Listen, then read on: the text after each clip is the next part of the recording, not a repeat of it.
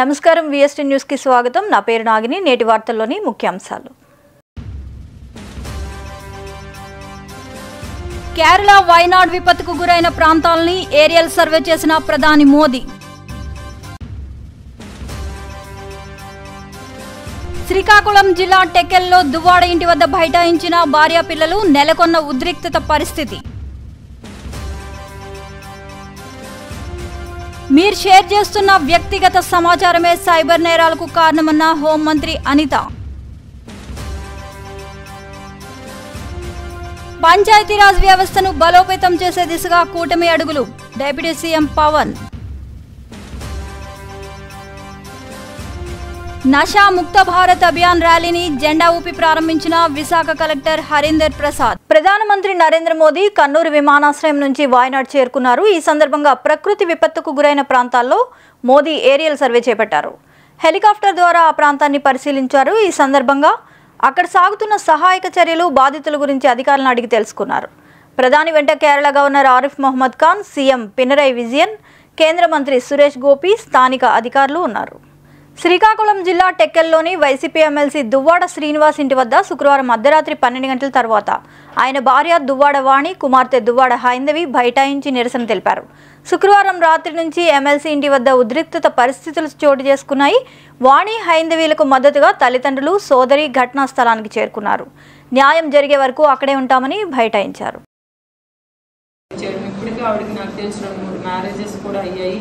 అలానే ఆవిడ ఇల్లీగల్ అఫైర్సే కాకుండా ఆవిడ వృత్తే అది చాలా దారుణంగా దాని మీద పబ్బం గడుపుకొని డబ్బులు గడించుకునే తత్వం ఆవిడ. కాబట్టి మేము పిల్లలు మేము కూడా ఇమ్మీడియట్గా అలాంటి పనులు ఇక్కడ చేస్తే మా లైఫ్లు డ్యామేజ్ అవుతాయని ఒక ఆలోచనతోనే పిల్లలు మేము వెళ్ళి అక్కడ వాళ్ళ ఫాదర్తో మాట్లాడదామని చెప్పడం జరిగింది. అయినా ఆయన బయటకు రాకుండా లోపల ఉండిపోయి పిల్లలకు రోడ్డు మీద పెట్టడం జరిగిందండి. దీన్ని ఎట్టి పరిస్థితుల్లో పిల్లలు కానీ నేను కానీ ఆపేది లేదు. ఎందుకంటే ఇది ఆయన సొంతూరు కాదు. ఇది నా ఫాదర్ రాఘారావు గారి నుండి మేము పొలిటికల్గా, మా తాత లక్ష్మీపతి దొర గారి నుండి మేము ఇక్కడ రాజకీయాలు చేస్తున్నాము. 100 ఎకరాల ఆస్తులు అమ్ముకొని మేము విలువలతో ఉన్నాము. మా లాంటి ఫ్యామిలీల్లోనే ఇలాంటి డ్యామేజ్ జరిగితే నా పిల్లల భవిష్యత్తు పోద్ది. కాబట్టి ఎట్టి పరిస్థితుల్లో దీనికి ఒక ఎండ్ పాయింట్ వచ్చినంత వరకు మాత్రం మేము ఆగేది లేదండి.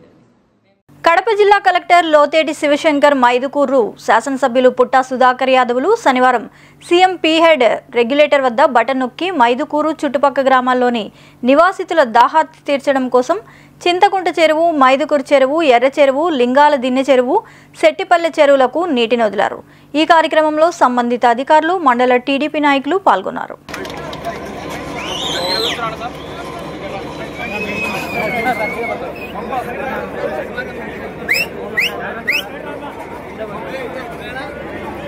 హిరణ్యప్రాకార వాసాం స్వరంతీం తృప్తాం తర్పయంతీం చంద్రం ప్రభాసాం యశసాస్వరంతిం శ్రియం లోకే దేవదుస్థ ఉదారాం తాం పద్మినిమీకం శరణమహం ప్రపద్యే లక్ష్మీం క్షీరసముద్రరాజతనయాం శ్రీరంగధామేశ్వరీం దాసే భూత సమస్తదేవవనితాం లోకైకదీపాంతురాం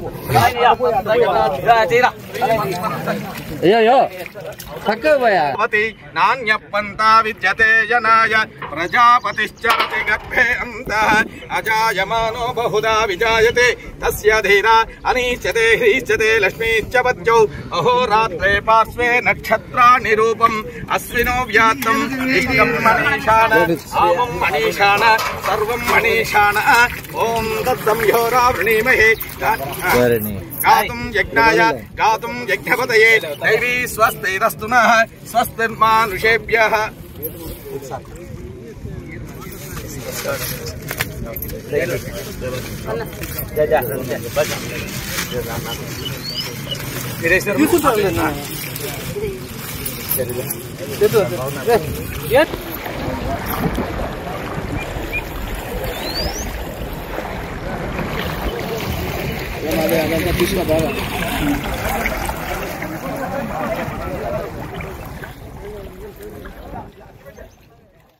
లోన్ యాప్లు, హనీ ట్రాప్, ఇతర యాప్ల ఊబులో పడి కొంతమంది ప్రాణాల మీదకు తెచ్చుకుంటున్నారని, అలాంటి వాటికి దూరంగా ఉండాలని ఆంధ్రప్రదేశ్ హోంమంత్రి వంగల్పూడి అనిత సూచించారు.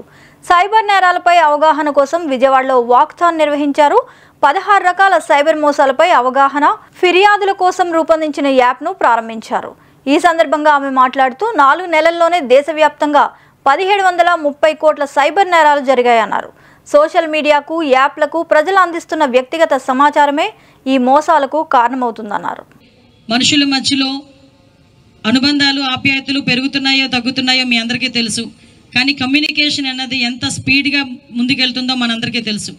అయితే పెరుగుతున్న టెక్నాలజీ దృష్ట్యా అది మనకు ఉపయోగపడాలి. కానీ రోజు రోజుకి పెరుగుతున్న టెక్నాలజీ అది కొత్త పుంతలు దొక్కి ఓవరాల్గా చెప్పాలంటే మన మనుగడకే ప్రశ్నార్థకంగా మారే పరిస్థితి ఈరోజు రాకూడదు అనే ఒకే ఒక ఉద్దేశంతో ఈరోజు ఈ కార్యక్రమాన్ని ఏర్పాటు చేయడం జరిగింది. ఒకసారి హోమ్ మినిస్టర్గా బాధ్యతలు తీసుకున్న తర్వాత ఈ సైబర్ క్రైమ్ గురించి చూస్తూ ఉంటే సుమారుగా ఈ 4 నెలల్లో దగ్గర 1730 కోట్ల రూపాయలు ఓన్లీ సైబర్ క్రైమ్లోనే చేతులు మారిని పోయినాయి అనే సంగతి తెలిస్తే నిజంగా ఆశ్చర్యం అనిపించింది. 4 మంత్స్ గ్యాప్లోనే మొత్తం ఇండియా లెవెల్లో. అంటే ఒక అవేర్నెస్ ప్రోగ్రామ్స్ ఉన్నాయి, సైబర్ క్రైమ్ కోఆర్డినేషన్ సెంటర్స్ ఉన్నాయి, 1930 కాల్ సెంటర్ నెంబర్ ఉంది. ఇవన్నీ ఉండి కూడా పోనీ ఎవరో చిన్నపిల్లలు లేకపోతే చదువు లేని వాళ్ళు ఈ సైబర్ క్రైమ్లో ఇన్వాల్వ్ అవుతున్నారు, లేకపోతే వాళ్ళు బారిన పడుతున్నారు అన్నది కాకుండా పెద్ద పెద్ద డాక్టర్స్, ఐపీఎస్ ఆఫీసర్స్, ఐఏఎస్ ఆఫీసర్సే ఈ సైబర్ క్రైమ్ బారిన పడడం అన్నది చూస్తూ ఉంటే ఇది ఎంత మేరకు పెరిగిపోయిందో మనందరం కూడా అర్థం చేసుకోవచ్చు. ఎస్సీ వర్గీకరణను దక్షిణాది రాష్ట్రానికి చెందిన 4 ముఖ్యమంత్రులు వెంటనే స్వాగతించారని, ఆంధ్రప్రదేశ్ ముఖ్యమంత్రి చంద్రబాబు ముందుగానే స్పందించి స్వాగతిస్తున్నట్లు చెప్పారని ఎంఆర్పీఎస్ అధ్యక్షులు మందకృష్ణ మాదిగ అన్నారు. వర్గీకరణ సాకారంలో నరేంద్ర మోదీ, అమిత్ షా పాత్ర ఎంతో ఉందన్నారు. సహకరించిన ప్రధానికి, కేంద్ర ప్రభుత్వానికి ఆయన కృతజ్ఞతలు తెలిపారు. వర్గీకరణ అమలుకు అన్ని రాష్ట్రాలు త్వరగా ముందుకు రావాలని విజ్ఞప్తి చేశారు. వర్గీకరణ డిమాండ్ ఉన్న ప్రతి రాష్ట్రంలో ప్రభుత్వాలు వెంటనే దాన్ని అమలు చేయాలన్నారు. వర్గీకరణపై ప్రధాని మోదీ నిర్దిష్టంగా హామీ ఇచ్చారన్నారు. రాష్ట్రాలు కూడా వెంటనే అమలు చేసేలా ప్రధాని మోదీ సూచించాలని కోరారు. సుప్రీంకోర్టులో విచారణ జరుగుతున్నప్పుడు దళితుల్లో కూడా క్రిమిలేయర్ ఎందుకు పాటించొద్దు, ఎస్టీలో కూడా క్రిమిలేయర్ ఎందుకు పాటించొద్దు అని చెప్పి ఆయన కులం అనుభవాలు, ఆయన కుటుంబ అనుభవాలు కూడా చెప్పిన సందర్భాలు ఉన్నాయి. దానికి అనుగుణంగా అది జడ్జిమెంట్లో ఆయన ప్రస్తావన చేశాడు. ఆయన ఎక్కడి నుండి వచ్చిండు? దళిత వర్గం నుండే కాదు, అంబేద్కర్ పుట్టిన మహారాష్ట్ర గడ్డ నుండే వచ్చాడు. మాట్లాడింది అదే సమయంలో తన జడ్జిమెంట్లో చెప్పింది ముందు గవాయి గారు అనే విషయం, సుప్రీంకోర్టు జడ్జిగా గవాయి గారు అనే విషయం మనం మర్చిపోదు. మరి గవాయి గారు ఎక్కడి నుండి వచ్చిండు? గవాయి గారు బ్రాహ్మణ్ కాదు, గవాయి గారు ఇంకా వేరే వర్గం కాదు, ఉన్నత వర్గం కాదు. గవాయి గారు కూడా ఒక దళిత వర్గం నుంచి వచ్చిన వ్యక్తి. సుప్రీంకోర్టు జడ్జి ముందుగా ఫిబ్రవరి 6, 7 తేదీల్లో సుప్రీంకోర్టులో విచారణ జరుగుతున్నప్పుడు దళితుల్లో కూడా క్రిమిలేయర్ ఎందుకు పాటించొద్దు, ఎస్టీలో కూడా క్రిమిలేయర్ ఎందుకు పాటించొద్దు అని చెప్పి ఆయన కులం అనుభవాలు, ఆయన కుటుంబ అనుభవాలు కూడా చెప్పిన సందర్భాలు ఉన్నాయి. దానికి అనుగుణంగా అది జడ్జిమెంట్లో ఆయన ప్రస్తావన చేశాడు. ఆయన ఎక్కడి నుండి వచ్చిండు? దళిత వర్గం నుండే కాదు, అంబేద్కర్ పుట్టిన మహారాష్ట్ర గడ్డ నుండే వచ్చాడు. అంబేద్కర్ క్రిమిలేయర్ అమలు చేయాలని చెప్పి అప్పుడు అనలేకపోవచ్చు. ఎందుకంటే రిజర్వేషన్లు అమలు జరుగుతూ మొదలైన సందర్భంలో ఆయన ఉన్నాడు. కానీ రిజర్వేషన్ అమలు జరగబట్టి 70 సంవత్సరాలు దాటిపోయింది. ఇప్పుడు దేశంలో ఎవరైనా దళిత గిరిజన వర్గాల పరిస్థితి 100% అంబేద్కర్ రిజర్వేషన్ అమలు చేసిన రోజుల లాగానే ఇప్పటికీ ఉన్నాయని చెప్పి ఎవరన్నా అనడానికి సిద్ధంగా ఉన్నారా? అట్లా అనడానికి సిద్ధంగా ఉండడానికి అవకాశం లేదు. మేము స్పష్టంగా చెప్తున్నాం, దళిత వర్గాల్లో 100కి 2, 3, 4, 5 సంపన్న వర్గంగా తయారైన మాట వాస్తవమే. తాడిపత్రిలో అక్రమ ఇసుక రవాణా చేయడం మానుకోవాలని జేసీ ప్రభాకర్ రెడ్డి పేర్కొన్నారు. హైదరాబాద్లోని తన నివాసంలో ఆయన మాట్లాడుతూ అక్రమంగా ఇసుక రవాణా చేస్తూ వాహనాలు పట్టుబడితే సంవత్సరం వరకు బయటకు రావని తెలిపారు. పార్టీ కోసం కష్టపడిన వారికి ఖచ్చితంగా న్యాయం చేస్తానని, అక్రమంగా ఇసుక రవాణా చేస్తే ఎవరిని వదిలిపెట్టబోనని తెలిపారు. మాకు స్టోర్లు సారా ఏంటో ఇచ్చినారా పనిచేసేది, అవి ఇస్తే చాలు అనుకుంటున్నారా అన్నారంట. ఏమో చెప్పండి, ఏ నది అంత ఇచ్చేయాలనా మీకు? నది ఇచ్చేస్తాంలే. దాంట్లో చాలా మంది ఉన్నారు, ఒక 5 మంది 6 మంది మటుకు అంత పార్టీకి కష్టపడి జైలు పోయి వచ్చిన వాళ్ళు ఉన్నారు. రోంత వాళ్ళు మాట్లాడితే పర్వాలేదు, కానీ అక్కడ చేసే వాళ్ళంతా నాకు తెలుసు. నందల్పాడులో మొత్తం ఇష్టం వచ్చినట్టు చేస్తారు. మీ టిప్పర్ కానీ ట్రాక్టర్ పట్టుకొని పోతే ఒక్క సంవత్సరం బయటికి రాదు. నేను అందరికి చెప్తున్నా, టిప్పర్లు ట్రాక్టర్లు బాడికేద్దండి, ఇసుకేకో నష్టపోతారు. నాకు తెలిసి ఏం చేయాలనో ఏం చేయకూడదో నాతో కష్టపడిన వాళ్ళకి 100% చేస్తా. 100%. ఎస్పెషల్లీ మా కౌన్సిలర్ మటుకు ప్యారిస్ ఒలింపిక్స్ 2024లో కాంస్య పథకం సాధించి స్వదేశానికి వచ్చిన భారత హాకీ జట్టుకు శనివారం ఘన స్వాగతం లభించింది. ఇక ఆ తర్వాత హాకీ ప్లేయర్లు న్యూఢిల్లీలోని నేషనల్ స్టేడియానికి వెళ్లారు. స్టేడియం వద్దనున్న మేజర్ ధ్యాన్ చంద్ విగ్రహానికి వారు నివాళులు అర్పించారు. ఈ వీడియోను హాకీ ఇండియా సోషల్ మీడియాలో కూడా షేర్ చేసింది. కాంస్య పథకం కోసం స్పెయిన్తో జరిగిన మ్యాచ్లో భారత్ 2-1 తేడాతో గెలిచింది.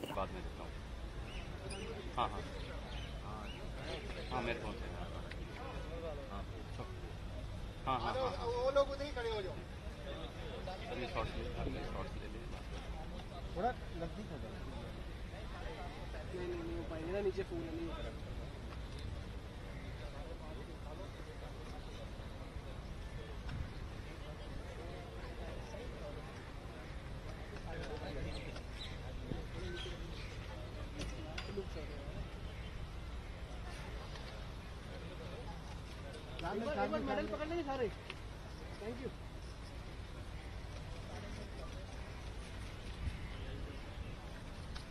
एक साइड पे एक बार इधर भी। డిఎస్సి మరియు టెట్ ఉచిత కోచింగ్ సెంటర్ను శ్రీకాకుళం జిల్లా పాతపట్నం నియోజకవర్గంలో కోకారిన కాంపిటేటివ్ అకాడమీ వారు ప్రారంభించారు. ఈ ఉచిత శిక్షణా కేంద్రంలో రాష్ట్ర స్థాయి అధ్యాపకులతో శిక్షణ ఇప్పించనున్నామని జనసేన పాతపట్నం నియోజకవర్గం నాయకురాలు కోరికాన భవానీ, ప్రముఖ పారిశ్రామికవేత్త జనసేన నాయకులు కోరికాన రవికుమార్ తెలిపారు. వీటితో పాటు ప్రభుత్వం నుంచి విడుదలయ్యే ప్రతి ఉద్యోగాల నోటిఫికేషన్కు కూడా రానున్న కాలంలో ఉచిత శిక్షణ ఇస్తామని ఈ సందర్భంగా తెలిపారు. కార్యక్రమంలో శ్రీకాకుళం జిల్లా జనసేన అధ్యక్షులు పిసిని చంద్రమోహన్ రావు మరియు జనసేన పార్టీకి చెందిన పాతపట్నం, ఎచ్చెర్ల, శ్రీకాకుళం, పలాస, ఇచ్చాపురం నియోజకవర్గం ఇన్ఛార్జీలు తదితరులు పాల్గొన్నారు.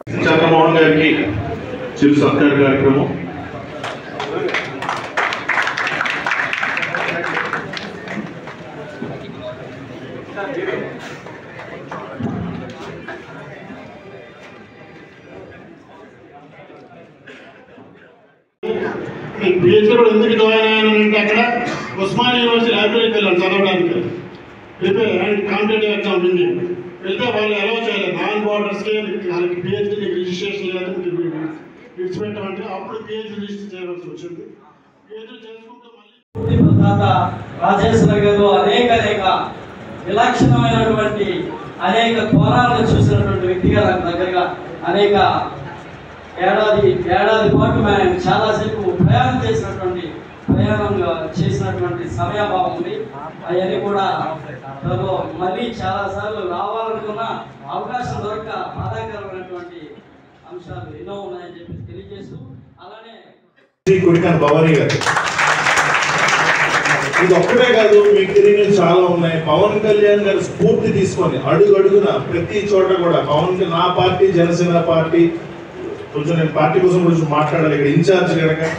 సో నా పార్టీ కూడా జనసేన పార్టీ, పవన్ కళ్యాణ్ గారు నా నాయకులు. సో నేను ఎల్లవెల్ల అండగా ఉండాలని చెప్పి మాకు వన్నంటే ఉండి నడిపిస్తూ అనేక కార్యక్రమాలు, సొంత ఊరికి చేయడం నువ్వు ఏ రాజకీయం చేస్తావని ఈ రోజుల్లో ఆవిడ ఊరికి తెలిసి ఆవిడ ఏం చేశారని నా చేతుల మీదుగా ఒక కాలు పూర్తిగా లేని వ్యక్తికి లెగ్ రీప్లేస్మెంట్ జర్మన్ టెక్నాలజీతో 2 లక్షల రూపాయలు పెట్టించారు. అదేవిధంగా కొత్తూరులో ఎక్కడో ఆర్కేపురంలో ఇంకొక నెల రోజుల్లో బిడ్డ చనిపోతాడు, 7 సంవత్సరాల బాలుడు చనిపోతాడంటే ఇది 2020లో జరిగింది కోవిడ్ టైంలో. ఇంకో 2 నెలల్లో బాలుడు చచ్చిపోతాడు, 8 సంవత్సరాల అబ్బాయికి మళ్ళీ హార్ట్ స్టంట్ వేయాలి. అల్లూరు జిల్లా చింతూరు ఏజెన్సీలో ప్రధానమంత్రి జన్మాన్ యోజన పథకంలో భాగంగా కేంద్ర గిరిజన సంక్షేమ మంత్రిత్వ శాఖ ఆధ్వర్యంలో సోలార్ విద్యుత్ సదుపాయం కల్పించడానికి నిర్ణయించారు. కొండలపై ఉన్న ఆవాసాలకు 52.29 లక్షల విలువైన 105 సోలార్ విద్యుత్ సెట్లను అందజేస్తున్నారు. ఇందులో భాగంగా చింతూరు రంపజోడవరం ఐటీడీఏల పరిధిలోని 17 గ్రామాలకు చెందిన 94 మంది లబ్ధిదారులను గుర్తించినట్లు రాజమహేంద్రవరం ఎస్సీ తిలక్ తెలిపారు. దేశంలోనే మొట్టమొదటిసారిగా ఆంధ్రప్రదేశ్లో ఈ పథకం ప్రారంభించినట్లుగా ఆయన తెలిపారు. ఈ సోలార్ విద్యుత్తో 5 విద్యుత్ బల్బులు, ఒక డీసీ ఫ్యాన్, ఒక సెల్ ఫోన్ ఛార్జర్, మరొకటి ఏదైనా ఛార్జింగ్కి వినియోగించుకునే విధంగా సోలార్ సిస్టమ్ ఉంటుందని ఆయన వెల్లడించారు. డాక్టర్ బిఆర్ అంబేద్కర్ కోనసీమ జిల్లా పి గన్నవరం నియోజకవర్గం స్కూల్ మేనేజ్మెంట్ కమిటీ అధ్యక్షులు, ఉపాధ్యక్షులను అభినందించిన ఎమ్మెల్యే గిడ్డి సత్యనారాయణ పి గన్నవరం నియోజకవర్గ ఎమ్మెల్యే క్యాంప్ ఆఫీసులో స్కూల్ మేనేజ్మెంట్ కమిటీల ఎన్నికలు జరిగాయి. ఈ ఎన్నికల్లో ఏకగ్రీవమైన 289 కమిటీల అధ్యక్ష, ఉపాధ్యక్షులకు ఎమ్మెల్యే గిడ్డి సత్యనారాయణ శుభాకాంక్షలు తెలిపారు. ఈ కార్యక్రమంలో పి గన్నవరం నియోజకవర్గం టీడీపీ కన్వీనర్, ఉమ్మడి తూర్పుగోదావరి జిల్లా జెడ్పీ మాజీ చైర్మన్ నామన రాంబాబు, కూటమి నాయకులు పాల్గొన్నారు. పంచాయతీరాజ్ వ్యవస్థను బలోపేతం చేయాలనే ఉద్దేశంతోనే కూటమి ప్రభుత్వం పనిచేస్తుందని AP deputy CM Pawan Kalyan అన్నారు. కూటమి అధికారంలోకి వచ్చి 60 రోజులు పూర్తి చేసుకున్న సందర్భంలో పంచాయతీలకు సంబంధించి కొన్ని నిర్ణయాలు తీసుకోవడం జరిగిందన్నారు. దీనిలో భాగంగా జాతీయ ఉపాధి పథకంలో నిధులకు సంబంధించి 13,326 గ్రామ పంచాయతీల్లో ఏ అభివృద్ధి పనులు చేయాలో ఆ స్థానిక ఎమ్మెల్యేతో పాటు పంచాయతీ సర్పంచ్, ప్రజాప్రతినిధులతో పాటు ప్రజలు కూడా కలిసి గ్రామ సభ తీర్మానం చేసేలా ఆదేశాలు జారీ చేయడం జరిగిందని, ఒకే రోజు రాష్ట్రంలో ఉన్న అన్ని పంచాయతీల్లో గ్రామ సభలు ఏర్పాటు చేస్తామన్నారు. ఉపాధ్యాయులు, హెచ్ఎంలు, ఎంఈఓలు చేసినటువంటి నిన్నటి ప్రక్రియకి ఎంతో శాంతియుతంగా జరిగినటువంటి ఈ రాజకీయాలకు అతీతంగా జరిగినటువంటి ఎలక్షన్లో మీరు చేసినటువంటి కృషికి నా హృదయపూర్వక ధన్యవాదాలు తెలియజేస్తున్నాను. అయితే ఎవరైతే ఎన్నికయ్యారో చైర్పర్సన్లుగా, వైస్ చైర్పర్సన్లుగా మీరంతా కూడా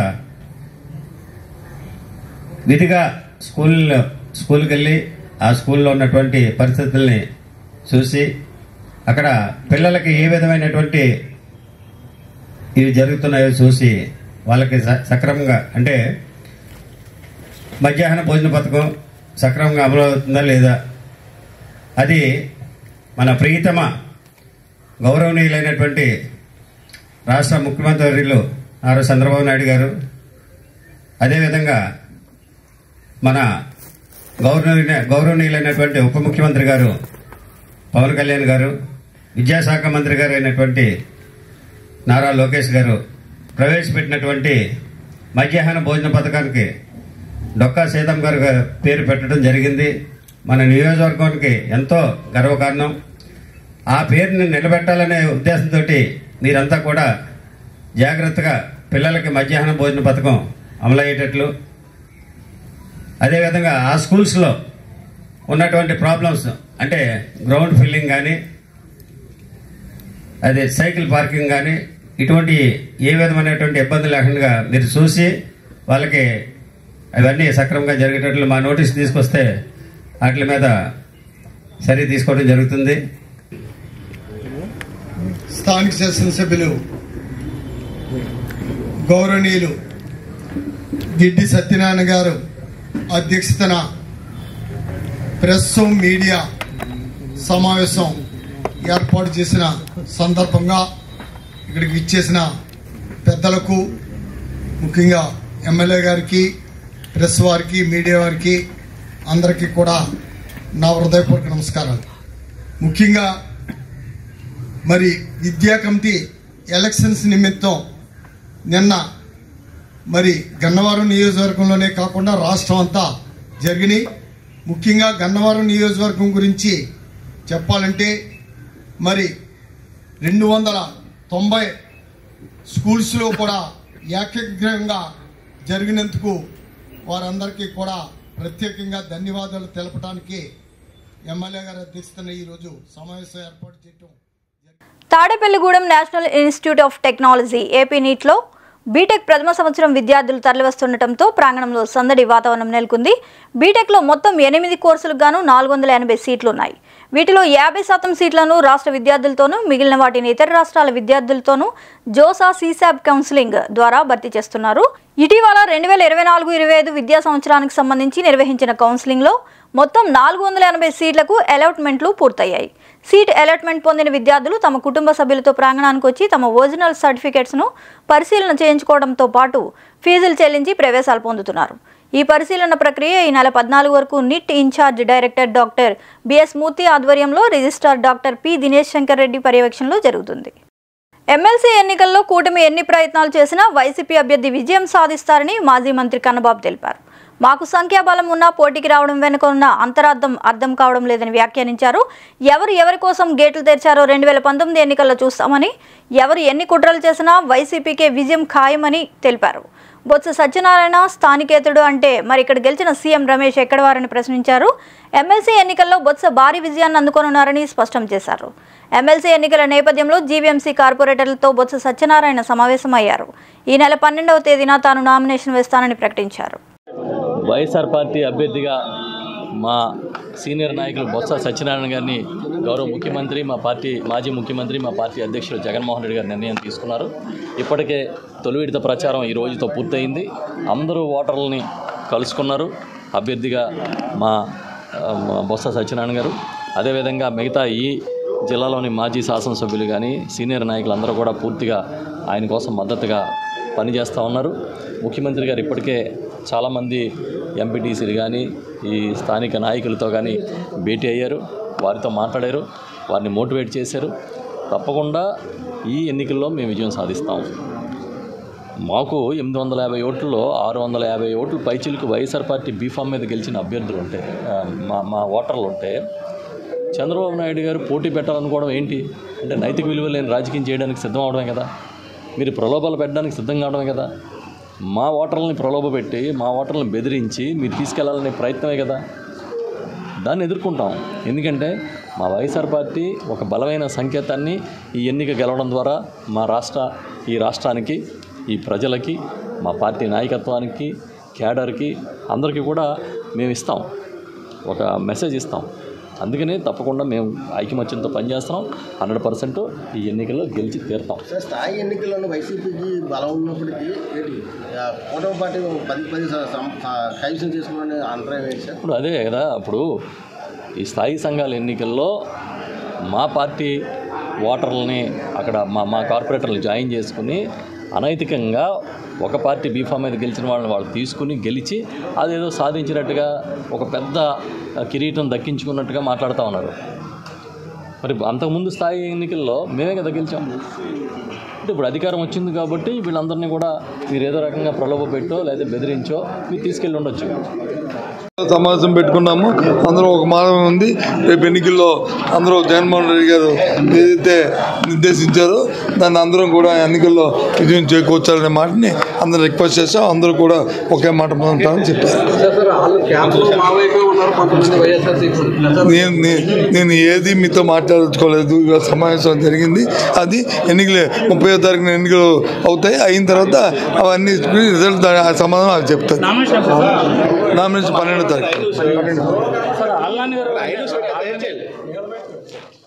డ్రగ్స్, గంజాయి లాంటి మాదక ద్రవ్యాల వినియోగానికి, చెడు వ్యసనాలకు యువత దూరంగా ఉండాలని, బంగారు భవిష్యత్తు వైపు అడుగులు వేయాలని జిల్లా కలెక్టర్ ఎంఎన్ హరేందర్ ప్రసాద్ పిలుపునిచ్చారు.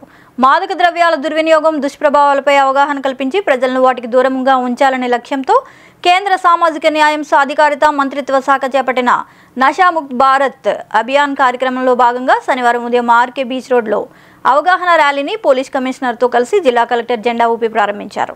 విద్యార్థులు, సామాజిక కార్యకర్తలు, వివిధ విభాగాల అధికారులతో కలిసి ర్యాలీలో భాగస్వామ్యం అయ్యారు. ఈ సందర్భంగా కలెక్టర్ మాట్లాడుతూ యువత మాదక ద్రవ్యాల వినియోగానికి దూరంగా ఉండాలని, బంగారు భవిష్యత్తు కోసం శ్రమించాలని సూచించారు. పోలీస్ కమిషనర్ శంకర్బ్రత్ బాగ్చి మాట్లాడుతూ నషా అంటే కేవలం గంజాయి వినియోగం మాత్రమే కాదు, అన్ని రకాల మత్తు పదార్థాలు, వ్యసనాలు అని పేర్కొన్నారు. మాదక ద్రవ్యాల వినియోగం, రవాణా అనేది జాతీయ సమస్య. దీన్ని అరికట్టేందుకు అందరూ కలిసి ముందుకు రావాలని పిలుపునిచ్చారు. 9వ సంవత్సరం పాపా హోమ్ స్థాపించడం జరిగింది. అప్పటి police commissioner of Vizag city కోడిల దుర్గాప్రసాద్ సార్ ఇది స్థాపించారండి. ఇది వచ్చేసి మనకు పాపా హోమ్కి సిల్వర్ జూబిలీ ఇయర్ 25వ సంవత్సరం. గత 25 సంవత్సరం నుండి పిల్లలు ముఖ్యంగా అనాథులు ఇక్కడ షెల్టర్ తీసుకొని ఇక్కడ చదువుకొని ఈరోజు చూస్తే చాలామంది పిల్లలకు మంచి ఉద్యోగాలు వచ్చాయి. ఈరోజు నేను విన్నాను 3 నర్సింగ్ స్టూడెంట్స్, ఒక నర్సింగ్ స్టూడెంట్కి గిఫ్ట్గా వాచ్ కూడా ఇవ్వడం జరిగింది. ఓన్లీ డొనేషన్ మీద ఫిలాంథ్రపిస్ట్ ముందుకు వచ్చి డొనేట్ చేస్తున్నారండి. ఆ డొనేషన్ మీద ఈ పాపా హోమ్ రన్ అవుతుంది. మన అందరికీ తెలుసు మానవ సేవ వచ్చేసి మాధవ సేవ. భగవంతుడు ప్రతి మనుషుల్లో ఉన్నారని, ఈ అనాథుల్లో భగవంతుడు ఉన్నాడని ఈ పిల్లలకు సేవ చేస్తున్నారు ఈ పాపా హోమ్ మేనేజ్మెంట్. ఈ సందర్భంగా నేను వాళ్ళందరికీ సవినయంగా కృతజ్ఞతలు, ధన్యవాదాలు తెలియజేస్తున్నా. ఈరోజు ఒక మెగా మెడికల్ క్యాంప్ పెట్టడం జరిగింది. ఇది మొదటి క్యాంప్ కాదు, ఇంతకు ముందు కూడా ఇలా మెడికల్ క్యాంప్ వాళ్ళు పెట్టారండి. పిల్లలు అందరూ ఆరోగ్యంగా ఉండాలని ఈ మెడికల్ క్యాంప్ పెట్టడం జరిగింది. ఇక్కడికి డాక్టర్స్ వచ్చారండి from king George hospital, from all disciplines. ఈ సందర్భంగా నేను డాక్టర్ స్వామి గారికి, తర్వాత కేజీహెచ్ సూపరింటెండెంట్ డాక్టర్ శివానంద్ గారికి, కేజీహెచ్ నుండి వచ్చిన డాక్టర్స్ అందరికీ, పారామెడికల్ స్టాఫ్ అందరికీ కృతజ్ఞతలు, ధన్యవాదాలు తెలియజేస్తున్నా. పిల్లలకు ఈరోజు మేము చెప్పాము, అనుకుంటే ఏదైనా సాధ్యము. ఒక లక్ష్యం, ఒక సంకల్పం పెట్టుకొని మనం ముందుకు వెళ్ళాలి. IAS, IPS, IFS, doctor, engineer, lawyer, scientist మనం అనుకుంటే సాధించవచ్చు. కానీ అంకిత భావంతో చదువుకోవాలి. ఎటువంటి చెడ్డ అలవాటు వద్దు, రోల్ మోడల్గా ఉండాలి. నాకు నమ్మకం ఉంది, పాపా హోమ్ మేనేజ్మెంట్ బాగా కేర్ తీసుకుంటున్నారని నేను చూశాను. నేను కూడా 15th ఆగస్ట్ తర్వాత ఒకరోజు వచ్చి 6 సబ్జెక్ట్స్ చెప్పాము. ఆ 6 సబ్జెక్ట్లో క్లాస్ తీసుకొని పిల్లలు ఎలా చదువుకున్నారు అది పర్సనల్గా అసెస్ చేస్తాను. నిరంతర వార్తా శ్రవంతి కొరకు వీక్షిస్తూనే ఉండండి. మీమా VST news. Please like, share and subscribe.